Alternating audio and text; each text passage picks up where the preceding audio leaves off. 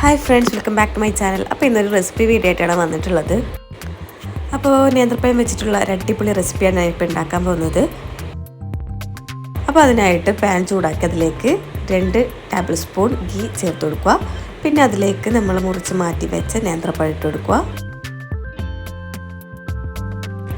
അപ്പോൾ ബനാനയിലൊന്ന് കുക്കാകുന്നത് വരെ ഇതൊന്ന് വാട്ടിയെടുക്കുക.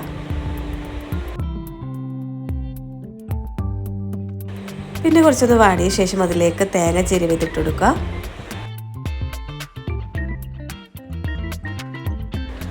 തേങ്ങയും നേന്ത്രപ്പഴമൊക്കെ നന്നായിട്ട് മിക്സ് ചെയ്ത് അതൊന്ന് നല്ലോണം വാടി വന്നതിന് ശേഷം അതിലേക്ക് നമുക്ക് കുറച്ച് പഞ്ചസാര ഇട്ട് കൊടുക്കുക. നിങ്ങൾക്ക് എത്രയാണോ ആവശ്യം അതിനിട്ട് കൊടുക്കുക. ഇതിൽ ഏലക്കായൊക്കെ ചേർക്കാം കേട്ടോ. ഏലക്കായ ഞാൻ ചേർത്തിട്ടില്ല, അതും ചേർക്കാം.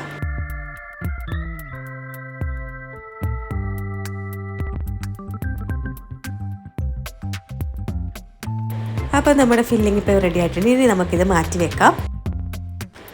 പിന്നെ നമുക്കിതിന് വേണ്ടിയിട്ട് കുറച്ച് ദോശ ചുട്ടെടുക്കണം. അപ്പോൾ 4 ദോശക്കുള്ള പൊടിയാണ് എടുക്കുന്നത്.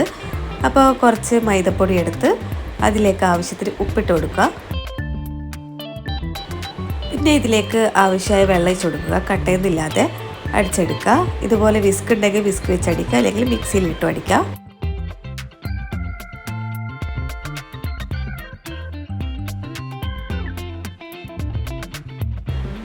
പിന്നെ ഇതിലേക്ക് ഒരു കോഴിമുട്ട പൊട്ടിച്ചൊഴിച്ച് കൊടുക്കുക. എന്നിട്ട് നന്നായിട്ട് ബീറ്റ് ചെയ്തെടുക്കുക.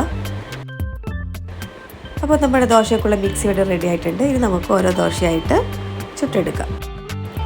അപ്പോൾ ദോശ ചൂടുമ്പോൾ അതിലേക്ക് ഗീയോ ഓയിലോ ഒന്നും ചേർക്കേണ്ട. ഇതുപോലെ പാൻ വെച്ച് ചൂടാതിന് ശേഷം അതിലേക്ക് ഒഴിച്ചു കൊടുത്താൽ മതി. അപ്പോൾ ഇതുപോലെ ഒരു 4 ദോശ ഞാൻ ചുട്ടെടുക്കുന്നുണ്ട്. പിന്നെ ഇതിലേക്ക് ആവശ്യമായിട്ടുള്ളത് 2 കോഴിമുട്ടയാണ്. 2 കോഴിമുട്ട പൊട്ടിച്ചൊഴിക്കുക. പിന്നെ അതിലേക്ക് ആവശ്യത്തിന് ഉപ്പ്, പഞ്ചസാര ഇട്ട് കൊടുക്കുക.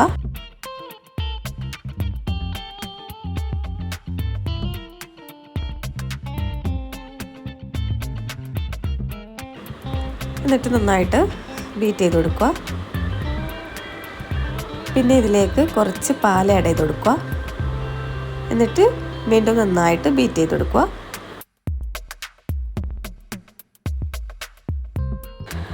അപ്പോൾ അതൊക്കെ ചെയ്ത് മാറ്റി വെക്കാൻ നമുക്ക് മെയിൻ പരിപാടിയിലേക്ക് കിടക്കാം. അപ്പോൾ ഒരു പാൻ എടുത്ത് അതിലേക്ക് കുറച്ച് ഗീ ഇട്ട് നന്നായിട്ട് സ്പ്രെഡ് ചെയ്ത് കൊടുക്കുക. പിന്നെ നമ്മൾ നേരത്തെ ചുട്ട് വെച്ച ദോശ എടുക്കുക. അത് നമ്മൾ ആക്കി വെച്ച മുട്ടൻ്റെ മിക്സിലൊന്ന് ഡിപ്പ് ചെയ്തിട്ട് ആ പാനിലേക്ക് വെച്ച് കൊടുക്കുക. പിന്നെ നേരത്തെ ആക്കി വെച്ച ബനാനൻ്റെ മിക്സ് ഇതിലേക്ക് ഇട്ടെടുക്കുക. നമ്മൾ ചട്ടിപ്പത്തിരിയൊക്കെ ആക്കുന്ന അതേപോലെ തന്നെ ചട്ടിപ്പത്തിരി നമ്മൾ സ്പൈസ് ആയിട്ട് ആക്കുന്നു, ഇത് നമ്മൾ സ്വീറ്റ് ആയിട്ട് ആക്കുന്നു, അത്രയേ ഉള്ളൂ. അപ്പോൾ അതുപോലെ നമുക്ക് ചുട്ടെടുത്ത 4 ദോശയും ഇതുപോലെ ചെയ്തെടുക്കാം. അപ്പോൾ എല്ലാ ദോശയും വെച്ചതിന് ശേഷം ഇതുപോലെ കുറച്ച് മിക്സ് കുറച്ച് ബാക്കി ഉണ്ടാവും. അത് നമ്മൾ ആക്കി വെച്ച ആ ദോശൻ്റെ മുകളിലൊക്കെ ഒന്ന് നന്നായിട്ടൊന്ന് എല്ലായിടത്തും ആകുന്ന രീതിയിൽ ഒഴിച്ചു കൊടുക്കാം. എന്നിട്ട് നമുക്കിത് കുക്ക് ചെയ്തെടുക്കാം. അപ്പോൾ ഒരു വശം കുക്കായതിന് ശേഷം ഇത് തിരിച്ചിട്ട് അതിൻ്റെ മറുവശവും ഒന്ന് കുക്ക് ചെയ്തെടുക്കാം. അപ്പോൾ നമ്മുടെ സ്പെഷ്യൽ ഇഫ്താർ സ്നാക്ക് ഇപ്പോൾ റെഡിയായി. ഇത് നമുക്ക് മുറിച്ചെടുത്ത് നമുക്ക് കഴിക്കാവുന്നതാണ്. നല്ല ടേസ്റ്റ് ഉണ്ട് കേട്ടോ കഴിക്കാൻ വേണ്ടിയിട്ട്. അപ്പോൾ ഇതുപോലത്തെ കൂടുതൽ വീഡിയോസ് കാണാൻ വേണ്ടി ചാനൽ സബ്സ്ക്രൈബ് ചെയ്ത് സപ്പോർട്ട് ചെയ്യാം. Thank you.